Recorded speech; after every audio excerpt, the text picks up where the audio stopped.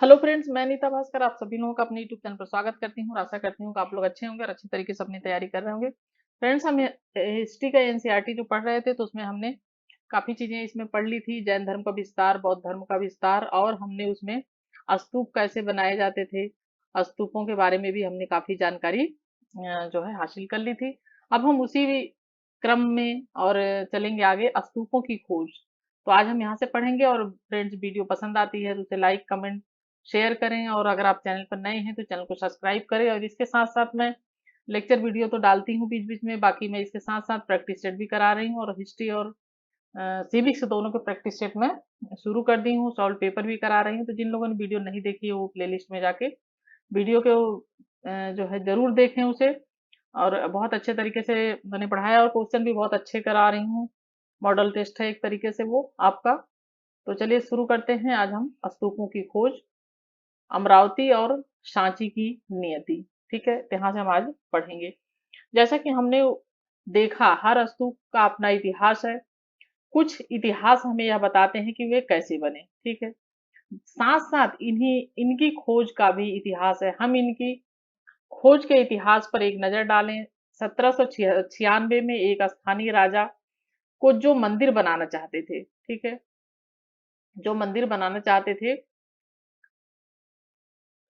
अचानक अचानक अमरावती के स्तूप के अवशेष मिल गए। तो मंदिर बनाना चाहते थे, एक स्थानीय राजा थे। कब की बात है? 1796 ईस्वी की। जो मंदिर बनाना चाहते थे, अचानक अमरावती के स्तूप के अवशेष मिल गए, ठीक है। उन्होंने उसके पत्थरों के इस्तेमाल करने का निश्चय किया। उन्हें ऐसा लगा इस छोटी सी पहाड़ी में संभवतः कोई खजाना छुपा हो। कुछ वर्षों के बाद कॉलिन मैकेंजी, क्या नाम है इनका, कॉलिन मैकेंजी नामक एक अंग्रेज अधिकारी इस इलाके से गुजरे। और हालांकि उन्होंने कई मूर्तियां पाई और इनका विस्तृत चित्रांकन भी किया, लेकिन उनकी रिपोर्ट कभी छपी नहीं। ऐसा इसने दिया है कि उनकी रिपोर्ट नहीं छपी। और फिर 1854 में गुंटूर, गुंटूर कहाँ है? आंध्र प्रदेश में, ठीक है। जो ये चीज नाम बता रही हूँ मैं, जिसपे मैं हाईलाइट कर रही हूँ, उसे आपको बहुत अच्छी तरीके से ध्यान देना है।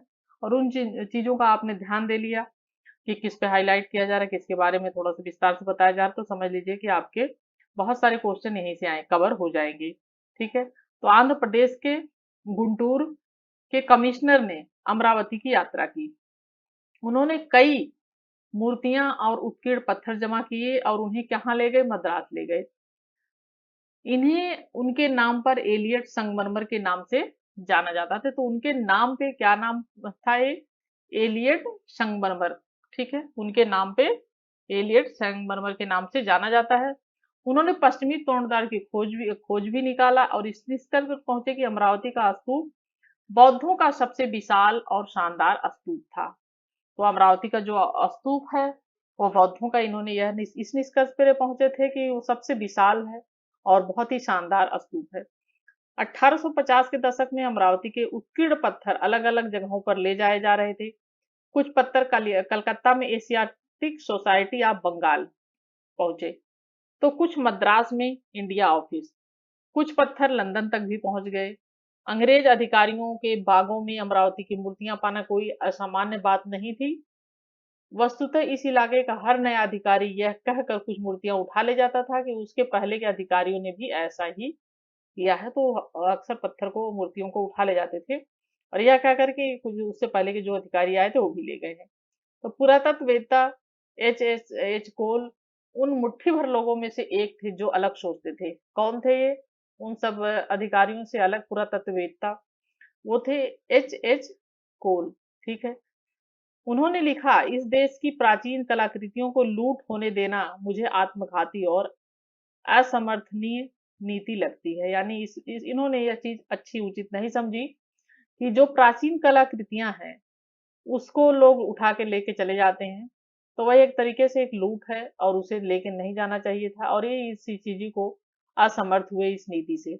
यह नीति इन्हें पसंद नहीं आया और यह असमर्थ हुए। वे मानते थे कि संग्रहालय में मूर्तियों के प्लास्टर प्रतिकृतियां रखी जानी चाहिए, जबकि असली कृतियां खोज की जगह पर ही रखी जानी चाहिए। जो असली कृतियां हैं जहां से मिली हैं उसे वहीं पर रखी जानी चाहिए। थोड़ा सा मैं पीछे ले चलूंगी आपको, क्योंकि थोड़ा सा हम ये भी देख लेते हैं कि सांची का पूर्ण तोरण द्वार सजीव मूर्तियों को देखिए। तो ये जो है सांची का है।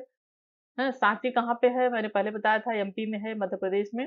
ये सांची का जो है मुख्य द्वार है ये, देखिए आप। ठीक है, ये देखिए ये कलाकृतियां हैं इस तरीके से, और ये मुख्य द्वार है, कितना बड़ा द्वार है। और ये सब कलाकृतियां आकृतियां ये सब है, मूर्तियां हैं ये सब। तो ये थोड़ा सा देख लीजिए आप। ठीक है, अब हम चलते हैं वहीं पे, अपने स्थान पे आ जाते हैं। तो दुर्भाग्य से कोल अधिकारियों को अमरावती पर इस बात के लिए राजी नहीं कर पाए। लेकिन वो इस बात के लिए राजी नहीं कर पाए कि जिस नीति से उनकी वो असमर्थ थे। और लेकिन खोज की जगह पर इस संरक्षण की बात को सांची के लिए मान ले गया। लेकिन जो खोज की संरक्षण की बात थी, खोज जो मूर्तियां उठा ले जाते थे, इस बात को मान लिया गया कि चलो सांची के लिए इस बात को, सांची से जो मूर्तियां मिली मिली हैं उसे यहीं पर रख दिया जाए। सांची क्यों बच गया जबकि अमरावती नष्ट हो गया? ये देखिए आपके सामने प्रश्न है ये, कि सांची क्यों बच गया जबकि अमरावती नष्ट हो गया। शायद अमरावती की खोज थोड़ी पहले ही हो गई थी, इसका कारण यह है, पहले हो गई थी, तब तक विद्वान इस बात के महत्व को नहीं समझ पाए होंगे कि पहले उन्होंने खुदाई कर ली और वो उठा के लेके चले जाते रहे। और बाद में धीरे धीरे और विद्वान जब आए तो उन्होंने इस चीज को समझा कि यह महत्वपूर्ण है और अमूल्य है, ये जहां से निकाली गई है वहीं पे रखी जानी चाहिए जहां पे ये मिली है। ठीक है, तब तक विद्वान ये बात को समझ समझ चुके थे। किसी पुरातात्विक अवशेष को उठाकर ले जाने की बजाय खोज की जगह पर संरक्षित करना चाहिए, इस बात को उन्होंने समझ लिया था। तो कितना महत्वपूर्ण है ये। 1818 में जब सांची की खोज हुई, कब खोज हुई? 1818 में सांची की खोज हुई थी। इसके 3 तोरण द्वार, कितने तोरण द्वार थे? 3, तब भी खड़े थे। चौथा वहीं पर गिरा हुआ था और टीला भी अच्छी हालत में था। तब भी यह सुझाव आया कि तोरण द्वारों को पेरिस या लंदन भेज दिया जाए। तब भी यह सुझाव आया कि जो तोरण द्वार थे, जो उनको पेरिस या लंदन भेज दिया। अतः कई कारणों से सांची का स्तूप वहीं बना रहा। तो कई कारणों से सांची का स्तूप जो था वहीं बना रहा और आज भी बना हुआ है। ठीक है, जबकि अमरावती का महाचैत्य अब सिर्फ एक छोटा सा टीला है, जिसका सारा गौरव क्या है, नष्ट हो चुका है। तोरण का एक हिस्सा है, ये देखिए तोरण का एक हिस्सा है, ये भी कितना आकर्षक और सुंदर है ये। इसमें कितनी सुंदर नक्काशीदार ये सब मूर्तियां हैं, देखिए कितनी सुंदर पत्थरों से कटी हुई बनी है। ठीक है, मूर्ति कला, नेक्स्ट पॉइंट हमारा है मूर्ति कला। हमने अभी अभी पढ़ा है कि किस तरह से स्तूपों से मूर्तियों को यूरोप ले जाया गया। ऐसा इसलिए हुआ क्योंकि जिन लोगों ने मूर्तियों को देखा उन्हें यह खूबसूरत और मूल्यवान लगी, इसलिए वे अपने साथ अपने लिए इसे रखना चाहते थे। और इन मूर्तियों को हम ध्यान से देखें। ठीक है, ये सब मूर्तियां हैं, देखिए कितनी खूबसूरत हैं। और आपको ये भी बता दूं कि यह पीसीएस के लिए, आईएएस के लिए जो एनसीईआरटी है उसके लिए बहुत ही महत्वपूर्ण है। और उसके साथ साथ आप चाहे यूजीसी नेट का एग्जाम दे रहे हो, उसकी तैयारी कर रहे हो, या टीजीटी या पीजीटी, किसी भी एग्जाम की अगर आप तैयारी कर रहे हैं, जेआईसी लेक्चरर, हर एग्जाम के लिए समझ लिए एनसीईआरटी बहुत ही महत्वपूर्ण है। ठीक है, तो इसलिए इस पर जरूर आपको अच्छी तरीके से इसको देखना चाहिए, पढ़ना चाहिए एनसीईआरटी। इससे आपकी समझ बहुत बेहतर होगी। तो आपने ऐसे घुमक्कड़ कथावाचकों को देखा होगा जो अपने साथ कपड़ों या कागज पर बने चित्रों, चरण चित्र को लेकर घूमते हैं। जब वे कहानी बताते हैं तब वे इन चित्रों को दिखाते हैं। ठीक है, पहली बार देखने पर तो इस मूर्ति कला अंश में फूस की झोपड़ी और पेड़ों वाले ग्रामीण जिसका चित्रण दिखता है, पहली बार देखने, परंतु वे कला इतिहासकार जिन्होंने सांची की इस मूर्ति कला का गहराई से अध्ययन किया है, इसे वेशांतर जातक से लिया गया एक दृश्य बताते हैं। जातक जो है उससे लिया गया है। यह कहानी एक ऐसे दानी राजकुमार के बारे में है जिसने अपना सब कुछ एक ब्राह्मण को सौंप दिया और स्वयं अपनी पत्नी और बच्चों के साथ जंगल में रहने चला गया। जैसा कि इस उदाहरण से स्पष्ट है, अक्सर इतिहासकार किसी मूर्ति की कला की व्याख्या लिखित साक्ष्यों के साथ तुलना के द्वारा करते हैं। तो आप देख सकते हैं कि ये उत्तरी तोरण द्वार का एक हिस्सा है और ये है, इस तरीके से मूर्तियां यहाँ पे कितनी खूबसूरती से गढ़ी हुई हैं। ठीक है, उपासना के प्रतीक। बौद्ध मूर्तिकला को समझने के लिए कला इतिहासकारों को बुद्ध के चरित्र लेखन के बारे में समझ बनानी पड़ी। बौद्ध चरित्र लेखन के अनुसार एक वृक्ष के नीचे ध्यान करते हुए बुद्ध को ज्ञान प्राप्त हुई। जैसा कि माना जाता है कि पीपल के वृक्ष के नीचे ज्ञान प्राप्ति हुई थी बुद्ध भगवान को। कई प्रारंभिक मूर्तिकारों ने बुद्ध को मानव रूप में न दिखाकर उनकी उपस्थिति प्रतीकों के माध्यम से दर्शाने का प्रयास किया। जैसे कि चित्र, कुछ चित्र हैं इसमें, और महापरिनिब्बाण के प्रतीक बन गए थे। चक्र का भी प्रतीक के रूप में प्राय इस्तेमाल किया गया। यह बुद्ध द्वारा सारनाथ में लिए गए पहले उपदेश का प्रतीक था। जैसा स्पष्ट है कि ऐसी मूर्ति कला को अच्छे से नहीं समझा जा सकता है। उदारता पेड़ का तात्पर्य केवल एक पेड़ नहीं था।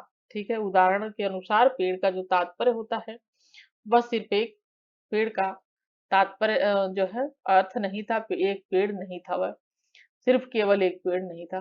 देखिए, बोधि वृक्ष की पूजा नीचे दाईं ओर ये है, बोधि वृक्ष की पूजा नीचे दाईं ओर ये है, दाएं हिस्सा बोधि वृक्ष की पूजा हो रही है। जो पीपल का पेड़ है आप देख रहे हैं, ये पीपल का पेड़ है और यहाँ पे पूजा की जा रही है। और चित्र वृक्ष आसन और उसके चारों ओर जन समुदाय के चित्रण पर ध्यान दीजिए। यह है मध्य में, यह है हिस्सा, देखिए क्या है ये, आसन और उसके चारों ओर जन समुदाय, ये लोग जो है चारों ओर वो है। और स्तूप की पूजा, ये क्या है, एक स्तूप की जो है ये स्तूप की पूजा है। और ये है धर्म चक्र परिवर्तन। ठीक है, ये आप देखिए, ठीक है, धर्म चक्र परिवर्तन जब उन्होंने पहला उपदेश दिया था जाके सारनाथ में, तो उसे धर्म चक्र परिवर्तन कहा जाता है। आगे चलते हैं हम। वह बुद्ध के जीवन की एक घटना का प्रतीक था। ऐसे प्रतीकों को समझने के लिए जरूरी है कि इतिहासकार कलाकृतियों के निर्माताओं की परंपराओं को जाने। लोक परंपराएं, देखिए ये भी एक मूर्ति है इस तरीके से बनी हुई। लोक परंपराएं, सांची में उत्कीर्णित बहुत सी अन्य मूर्तियां शायद बौद्ध मत से सीधी जुड़ी नहीं थी। इसमें कुछ सुंदर स्त्रियां भी मूर्तियों में उत्कीर्णित है, जैसे कि आप देख सकते हैं, जो तोरणद्वार के किनारे पर एक पेड़ पकड़कर झूलती हुई दिखती हैं। शुरू-शुरू में विद्वान इस मूर्ति के महत्व के बारे में थोड़े असमंजस में थे, यानी वो नहीं समझ पाए कि क्या अर्थ हो सकता है इसका। इस मूर्ति का त्याग और तपस्या से कोई रिश्ता नजर नहीं आता था, लेकिन साहित्यिक परंपराओं के अध्ययन से वे समझ पाए कि संस्कृत भाषा में वर्णित साल भंजिका की मूर्ति है। किसकी मूर्ति है? संस्कृत भाषा में वर्णित शाल भंजिका। ठीक है, लोक परंपरा में यह माना जाता है कि इस स्त्री द्वारा छुए जाने से वृक्षों में फूल खिल उठते थे और फल होने लगते थे। तो क्या माना जाता था लोक परंपरा में कि जो यह स्त्री है, इसके छुए जाने से वृक्षों में फूल खिल उठते थे और फल भी उगने लगते थे। ऐसा लगता है कि यह एक शुभ प्रतीक माना जाता था और इस कारण स्तूप के अलंकरण में प्रयुक्त हुआ। साल भंजिका की मूर्ति से पता चलता है कि जो लोग धर्म में आए उन्होंने बुद्ध पूर्व और बौद्ध धर्म से इतर दूसरे विश्वासों, प्रथाओं और धारणाओं से बौद्ध धर्म को समृद्ध किया। सांची की मूर्तियों में पाए गए कई प्रतीक या चिन्ह निश्चय ही इन्हीं परंपराओं से उभरे थे। ठीक है, उदाहरण के लिए जैसे जानवरों के कुछ खूबसूरत उत्कीर्णन यहाँ पर किए गए हैं, जैसे आप ये देख सकते हैं, ये हाथी है। ठीक है, कितना खूबसूरत चित्रण हुआ है। तो उभरे थे जो है जानवरों के, इन जानवरों में हाथी, घोड़े, बंदर, गाय, बैल शामिल है। कौन कौन से जानवर शामिल हैं? हाथी, घोड़े, बंदर और गाय और बैल। ठीक है, लेकिन सांची से जातकों से ली गई जानवरों की कई कहानियां हैं। ऐसा लगता है कि यहाँ पर लोगों को आकर्षित करने के लिए जानवरों का उत्कीर्णन किया गया था। लेकिन जो सांची में जातक कथाएं जो थी, उसमें से जो चित्र लिए गए हैं, ठीक है, ऐसा माना जाता है कि शायद लोगों को उस आकर्षित करने के लिए यह जानवरों का उत्कीर्णन किया गया है, उनका उत्कीर्ण किया गया है। ठीक है, और साथ ही जानवरों को मनुष्यों के गुणों के प्रतीक के रूप में भी इस्तेमाल किया जाता है। उदाहरण के लिए हाथी शक्ति और ज्ञान के प्रतीक माने जाते थे। इन प्रतीकों में कमल दल, हाथियों के बीच एक महिला की मूर्ति है। ये हाथी उनके ऊपर जल छिड़क रहे हैं, जैसे वे उनका अभिषेक कर रहे हों। यानी वो हाथी जो है वह उस पर जल छिड़क रहे हैं, जैसे कि वह उनका अभिवादन कर रहे हैं, अभिषेक कर रहे हैं, जहाँ कुछ इतिहासकार इन्हें बुद्ध की माँ माया से जोड़ते हैं, तो दूसरे इतिहासकार उन्हें एक लोकप्रिय देवी गजलक्ष्मी मानते हैं। ठीक है, गजलक्ष्मी सौभाग्य लाने वाली देवी थी। अब देखिए चित्र में ये सर्प है, किस तरीके से देखिए बना हुआ है। ठीक है, और आप ये देखिए, ये आप देखिए अजंता से एक चित्र बैठे हुए व्यक्ति और उनके सेवकों पर गौर कीजिए। ये एक व्यक्ति बैठा हुआ है और ये सब सेवक। ये अजंता अजंता की जो गुफाएं गुफाएं हैं, और ये वहां पे है महाराष्ट्र में, औरंगाबाद जिले में अजंता की गुफाएं हैं। अजंता और एलोरा की दोनों की गुफाएं हैं औरंगाबाद में। और ये देखिए, ये है गजलक्ष्मी मान मान रहे हैं, जो अभी हमने पढ़ा, गजलक्ष्मी जहाँ पे हाथी वाथी ये सब क्या कर रहे हैं, ये सब जल छिड़क रहे हैं। ठीक है, तो अतीत से प्राप्त ये चित्र हैं, और ये सारी चित्रकारी है इसमें, जो सब बिल्कुल सजीव लगते हैं। ठीक है, तो इन उत्कीर्णित मूर्तियों को देखने वाले उपासक इसे माया और गजलक्ष्मी से जोड़ते थे। दो नाम आपको याद रखने हैं, किससे जोड़ते थे, माया और गजलक्ष्मी। कई स्तंभों पर दिखाए गए सर्पों, जो सर्प मैंने दिखाया उसको भी देखिए। यह प्रतीक भी ऐसी लोक परंपराओं से लिया गया प्रतीक होता है जिनका ग्रंथों में हमेशा जिक्र नहीं होता है। यानी ग्रंथ जो हैं उनमें अक्सर इनका जिक्र नहीं होता है। और दिलचस्प बात यह है कि कला पर लिखने वाले आधुनिक इतिहासकारों में एक शुरुआती इतिहासकार जेम्स फर्गुसन, क्या नाम है, जेम्स फर्गुसन, ने सांची को वृक्ष और सर्प पूजा का केंद्र माना था। वृक्ष क्या माना था सर, जो है जेम्स फर्गुसन ने, ये एग्जाम में देखे इस तरीके से पूछा जा सकता है, तो आपको याद रखना, वृक्ष और सर्प पूजा का केंद्र माना था। वे बौद्ध साहित्य से अनभिज्ञ थे, वे बौद्ध साहित्य से अनभिज्ञ थे। तब तक ज्यादातर बौद्ध ग्रंथों का अनुवाद नहीं हुआ था, यानी तब तक क्या हुआ था कि बौद्ध ग्रंथ जो थे उनका अनुवाद नहीं हो पाया था, इसलिए उनका ज्ञान संपूर्ण नहीं हो पाया था और सब चीजें वो सही से नहीं जान पाए थे। इसलिए उन्होंने सिर्फ जो मूर्तियां उत्कीर्णित की गई थी उसका अध्ययन किया, और उसके आधार पर ही इन्होंने क्या किया, निष्कर्ष निकाला। नेक्स्ट पॉइंट हमारा, नई धार्मिक परंपराएं, महायान बौद्ध मत का विकास। बौद्ध धर्म दो भागों में बटा हुआ है, महायान और जो है हीनयान। ठीक है, जो हीनयान के मतानुयायी हैं वो बुद्ध भगवान को भगवान नहीं मानते हैं, एक मनुष्य मानते हैं। और जो महायान अनुयायी है वो तो उनको एक देवता मान के, उनको भगवान मान के उनकी पूजा करते हैं। और कनिष्क का जो शासन काल था, चौथे शासन उसमें जो बौद्ध संगीति हुई थी, चौथी चौथी बौद्ध संगीति कनिष्क के शासन काल में, कुंडल वन में, तो उसी समय बौद्ध ये जो है दो मतों में यह बट गया था, महायान और हीनयान। ठीक है, तो और ईसा की अब तो महायान बौद्ध का विकास, तो इसमें देखिए प्रथम ईस्वी के बाद बौद्ध अवधारणाओं और व्यवहार में बदलाव नजर आते हैं। प्रारंभिक बौद्ध मत में निब्बान के लिए व्यक्तिगत प्रयास को विशेष महत्व दिया गया था। बुद्ध को भी एक मनुष्य समझा जाता था, मैंने अभी बताया कि एक मनुष्य उन्हें समझा जाता था जिन्होंने व्यक्तिगत प्रयास से प्रबोधन और निब्बान प्राप्त यानी ज्ञान प्राप्त किया था। परंतु धीरे धीरे मुक्तिदाता की कल्पना उभरने लगी, यह विश्वास किए जाने लगे कि वे मुक्ति दिलवा सकते थे।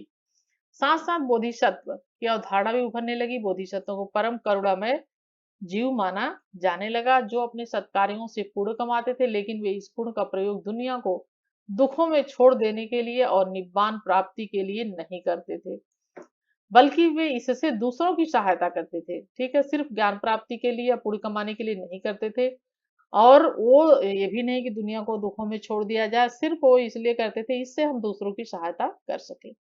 बुद्ध और बोधिसत्वों की मूर्तियों की इस पूजा पूजा इस परंपरा का एक महत्वपूर्ण अंग बन गई। चिंतन की इस नई परंपरा का महायान के नाम से जाना जाता है। जिन लोगों ने इन विश्वासों को अपनाया उन्होंने पुरानी परंपरा को हीनयान नाम से जो है संबोधित किया, तो पुरानी जो परंपरा थी उसे हीनयान कहा गया। पहली सदी की बुद्ध की मूर्ति है, ये मथुरा से मिली है जो। ठीक है, देखिए आप, ये है हीनयान या थेरवाद।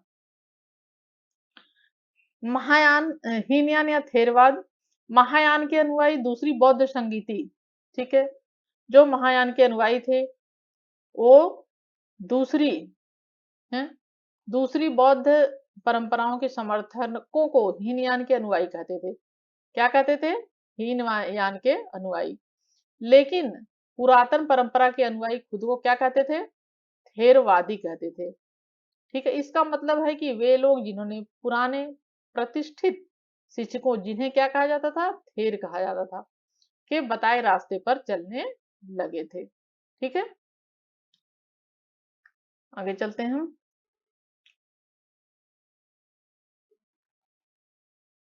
पौराणिक हिंदू धर्म का उदय। मुक्तिदाता की कल्पना सिर्फ बौद्ध धर्म तक सीमित नहीं थी। हम पाते हैं कि इसी तरह की विश्वास एक अलग ढंग से उन परंपराओं में भी विकसित हो रहे थे जिन्हें आज हिंदू धर्म के नाम से जाना जाता है।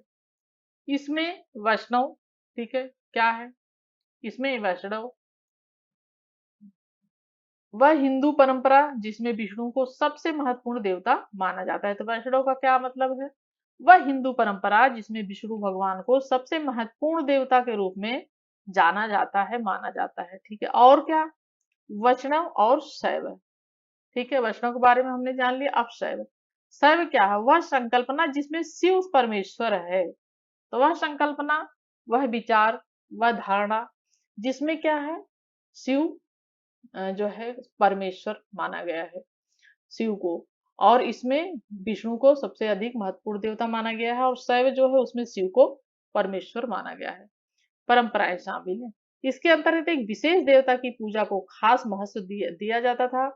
इस प्रकार की आराधना में उपासना और ईश्वर के बीच रिश्ता प्रेम और समर्पण का रिश्ता माना जाता था। इसे भक्ति कहते थे। क्या कहते थे इसे? इसे भक्ति कहते थे। वैष्णववाद में कई अवतारों को इर्द गिर्द पूजा पद्धतियां विकसित हुई। इस परंपरा के अंदर 10 अवतारों की कल्पना है। यह माना जाता था कि पापियों के बढ़ते प्रभाव के चलते, हैं क्या, पापियों के बढ़ते प्रभाव के चलते दुनिया में अर्थव्यवस्था, क्या है, अर्थव्यवस्था और नाश की स्थिति आ जाती थी। तब विश्व की रक्षा के लिए भगवान अलग अलग रूपों में अवतार लेते थे। संभवतः अलग अलग अवतार देश के भिन्न भिन्न हिस्सों में लोकप्रिय थे, और इन सब स्थानीय देवताओं को विष्णु का रूप मान लेना एकीकृत धार्मिक परंपरा के निर्माण के लिए एक महत्वपूर्ण क्या था? तरीका था। आप यहाँ भी देख सकते हैं, देखिए एक चित्र है, यहाँ पे मूर्ति है। मूर्ति में दी गई आकृतियों के आपसी अनुपात में फर्क से क्या समझ में आती है? देखिए आप ये मूर्ति, ठीक है, ये देखिए जो है सर्प का वो है, इस तरीके से। तो इसमें देखिए कई अवतारों को मूर्तियों के रूप में दिखाया गया है। दूसरे और देवताओं को भी मूर्तियां बनी, शिव को उनके प्रतीक लिंग के रूप में माना गया, लेकिन उन्हें कई बार मनुष्य के रूप में भी दिखाया गया। ये सारे चित्रण देवताओं से जुड़ी मिश्रित अवधारणाओं पर आधारित थी। उनकी खूबियों और प्रतीकों को उनके सिरो वस्त्र, आभूषण, सिर के जो वस्त्र होते हैं, आभूषण और आयुध यानी हथियार, और हाथ में धारण किए गए अन्य शुभ अस्त्र जो हाथ में और धारण करते थे, बैठने की शैली से इंगित किया जाता था। ठीक है? इन मूर्तियों के अंकन का सब मतलब सब सब समझने के लिए इतिहासकारों को इन जुड़ी हुई कहानियों से परिचित होना पड़ता है। कई कहानियां प्रथम सहस्राब्दी के मध्य से ब्राह्मणों द्वारा रचित पुराणों में पाई जाती हैं, जो ब्राह्मणों ने ब्राह्मणों द्वारा पुराणों में रचित की गई हैं। ठीक है, और आप ये भी देख सकते हैं, ये सब भी मूर्तियां हैं कितनी सारी। ये महाबलीपुरम तमिलनाडु में दुर्गा की एक 6ठी सदी की मूर्ति है, ये देखिए ये। ठीक है,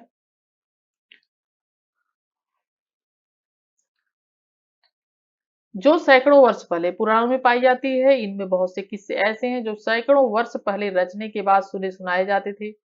इनमें देवी देवताओं की भी कहानियां हैं। सामान्यतः इन्हें संस्कृत श्लोकों में लिखा गया था।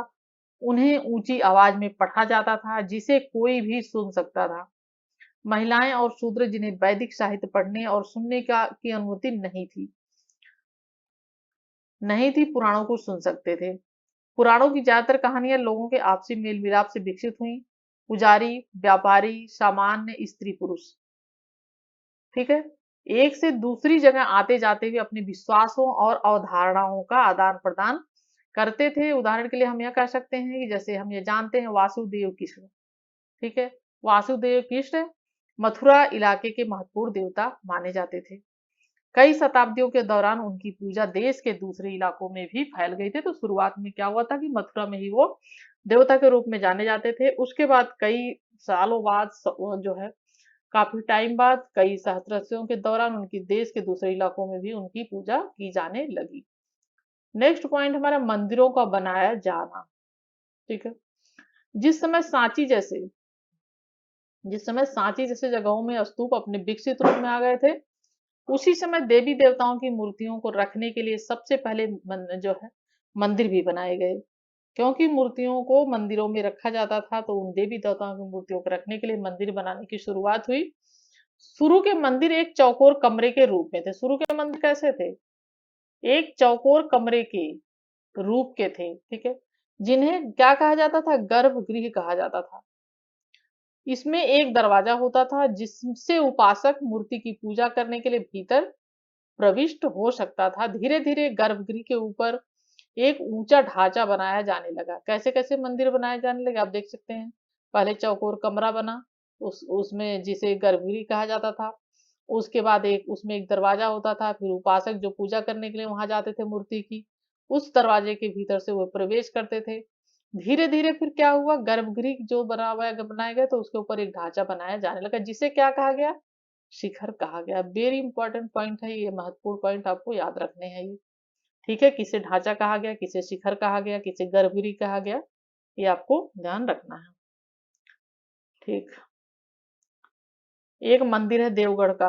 देवगढ़ का मंदिर है ये, देखिए उत्तर प्रदेश, देवगढ़ झांसी, यानी ये उत्तर प्रदेश का है। देवगढ़ झांसी में है ये मंदिर 5वीं सदी का। गर्भगृह के प्रवेश द्वार और शिखर के अवशेषों को पहचाने। ठीक है, इसमें ये हमें शिखर क्या है, ये गर्भगृह क्या है, यहाँ जैसे दरवाजा है इसके अंदर गर्भगृह होगा, ये शिखर है ये है। मंदिर की दीवारों पर अक्सर भित्ति चित्र उत्कीर्ण किए जाते थे। तो जो दीवारें होती थी उस पे क्या किया जाता है? कलाकृतियां की जाती थी। ठीक है, भित्ति चित्र कहते थे उसे, यानी जो दीवार होती थी उसे भित्ति, उस पे जो चित्र बनाए जाते थे उसे भित्ति चित्र कहा जाता था। बाद के युगों में मंदिरों के स्थापत्य का काफी विकास हुआ। अब मंदिरों के साथ विशाल सभा स्थल, ऊंची दीवारें और तोरण भी जुड़ गए। ठीक है, जल आपूर्ति का इंतजाम भी किया जाने लगा। तो जल आपूर्ति का भी इंतजाम किया जाने लगा। शुरू शुरू में मंदिरों की एक खास बात यह थी कि इनमें से कुछ पहाड़ियों को काट कर खोखला, जैसे क्या हुआ था कि कुछ मंदिर ऐसे थे जिनमें जैसे पहाड़ियां होती थी उन्हें काट दिया जाता था, तो उन्हें गुफा का आकार दिया जाता था। कृत्रिम गुफाएं, ठीक है, उनमें काट कर फिर गुफाएं बनाई जाती थी। कृत्रिम गुफाएं बनाने की परंपरा काफी पुरानी थी। आप ये देखिए, शेषनाग पर आराम करते विष्णु की मूर्ति देवगढ़ से प्राप्त हुई है। ठीक है, और सबसे प्राचीन कृत्रिम गुफाएं ईसा पूर्व 3री सदी में अशोक के आदेश से आजीवक संप्रदाय की, किस संप्रदाय के? आजीवक संप्रदाय के संतों के लिए बनाई गई थी। ठीक है, यह परंपरा अलग अलग चरणों में विकसित होती रही। इसका सबसे विकसित रूप हमें 8वीं सदी के कैलाश नाथ शिव का एक नाम जो है मंदिर कैलाश नाथ के मंदिर में नजर आता है। जो शिव का एक नाम था कैलाशनाथ भी शिव का नाम है। शिव को कैलाश भी कहा जाता है, शंकर जी को। तो कैलाशनाथ जो है कि मंदिर में नजर आता है, जिसमें पूरी पहाड़ी काटकर उसे मंदिर का रूप दे दिया गया था। ठीक है, कैलाशनाथ मंदिर, जिसे पूरी पहाड़ी काट कर उस मंदिर का रूप दे दिया, यानी पहाड़ी को काट कर उसे मंदिर का रूप दे दिया गया है। और ये एक ताम्रप्रत अभिलेख एलोरा के प्रमुख तक्षक द्वारा इसका निर्माण समाप्त करने के बाद उसके आश्चर्य को व्यक्त करता, हे भगवान यह मैंने कैसे बनाया। ठीक है, तो ये एलोरा के एक प्रमुख जिसने इसका निर्माण हुआ था जब उसका निर्माण, तो उसके बाद उसने आश्चर्य व्यक्त किया कि ये हे भगवान, हमने इसे कैसे बनाया, क्योंकि यहाँ पे देख रहे हैं ये है जो है एलोरा का कैलाश नाथ मंदिर। ये आप देखिए, ये है जो है, इसमें ये पत्थर बहुत मतलब बड़ा गुफा थी, पत्थर था, उसको काट काट के बनाया गया है कैलाशनाथ मंदिर महाराष्ट्र में। यह सारा ढांचा एक चट्टान को काट कर यह जो ढांचा तैयार किया गया है चट्टान को काट कर तैयार किया गया है, और इसे मैंने देखा भी है, बहुत ही सुंदर, एक बहुत बड़े पत्थर को काट के कैसे बनाया होगा। वाकई में आश्चर्यजनक है ये। और बहुत सुंदर सुंदर मूर्तियां काट काट के दीवार में ही उसमें ही पत्थर में ही उकेरी गई हैं, बहुत ही सुंदर। चलिए, क्या हम सब कुछ देख समझ सकते हैं? अब तक आपको हमारे अतीत की समृद्धि परंपराओं की एक झलक मिल चुकी है। ये परंपराएं ईंट और पत्थर से निर्मित स्थापत्य कला, मूर्ति कला और चित्रकला के रूप में हमारे सामने आई हैं। हमने पाया कि समय के बहाव में बहुत कुछ नष्ट हो चुका है, लेकिन जो बचा है, संरक्षित है, वह हमें इन भव्य कलाकृतियों के निर्माताओं, कलाकारों, मूर्तिकारों, राहगीरों और वास्तुकारों की दृष्टि से परिचित कराता है। लेकिन क्या हम उनके संदेश को बिना दुविधा के अपने आप समझ सकते हैं? क्या हम कभी यह पूरी तरह समझ पाएंगे कि जो लोग इन प्रतिकृतियों को देखते और पूजते थे, उनके लिए इनका महत्व क्या था? अनजाने को समझने की कोशिश। यह स्मरणीय है कि यूरोपीय विद्वान 19वीं शताब्दी में जब देवी देवताओं की मूर्तियां देखी, तो वे उनकी पृष्ठभूमि और महत्व को नहीं समझ पाए कि यह क्यों बनाई गई, किस कारण बनाई, इसकी पूजा क्यों होती थी।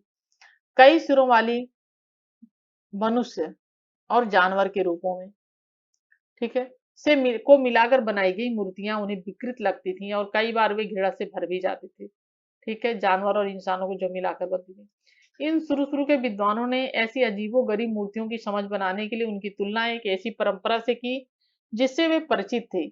वह थी प्राचीन यूनान की कला परंपरा। ठीक है, हालांकि वे प्रारंभिक भारतीय मूर्ति कला को यूनान की कला से निम्न स्तर का मानते थे। बुद्ध और बोधिसत्व की मूर्तियों की खोज से वे काफी उत्साहित हुए। ऐसा इसलिए हुआ कि ये मूर्तियां यूनानी प्रतिमाओं से प्रभावित थी। ये मूर्तियां ज्यादातर तक्षशिला और पेशावर, तक्षशिला कहाँ पे है और पेशावर कहाँ पे है? ठीक है, ये कहाँ पे है? ये है पाकिस्तान में। ठीक है, ये है पाकिस्तान में।